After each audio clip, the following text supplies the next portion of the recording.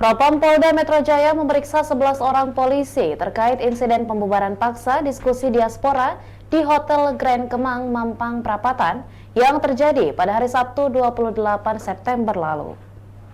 Pemeriksaan ini untuk mendalami dugaan pelanggaran standar operasional prosedur atau SOP yang dilakukan oleh personel. Adapun dari 11 polisi yang diperiksa, termasuk Kapolsek Mampang Kompol Edi Purwanto, Kabid Humas Polda Metro Jaya Kombes Ade Ari Syam Aldrandi, dalam keterangan pada hari Senin 30 September tak mengungkap identitas 10 polisi lainnya.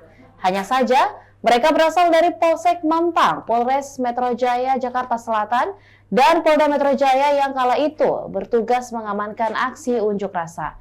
Beredar video yang memperlihatkan sejumlah anggota kepolisian yang bersalaman dengan para perusuh tersebut.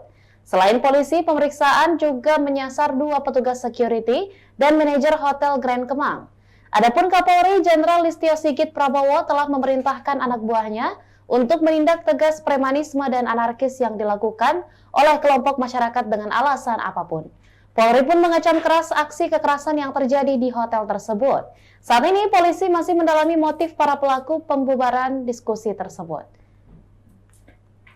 Sejauh ini polisi telah menetapkan 2 orang tersangka berinisial FEK dan juga GW. Mereka dijerat pasal berlapis yakni pasal 170 KUHP, pasal 406 dan pasal 351 KUHP. Sebagaimana diketahui, acara tersebut dihadiri oleh sejumlah tokoh seperti Din Syamsuddin hingga Refli Harun.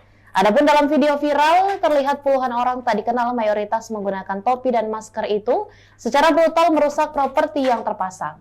Menurut Kapolsek Mampang Perapatan Kompol Edi Purwanto, peristiwa bermula ketika polisi tengah melakukan pengamanan unjuk rasa di depan hotel. Kemudian tak lama puluhan orang masuk ke dalam hotel melalui pintu belakang sehingga luput dari pengawasan polisi. Demikian Tribun Hot News kali ini dan jangan lupa saksikan berita lainnya hanya di kanal YouTube dan juga Facebook Tribun Timur. Download Tribun X sekarang, menghadirkan lokal menjadi Indonesia.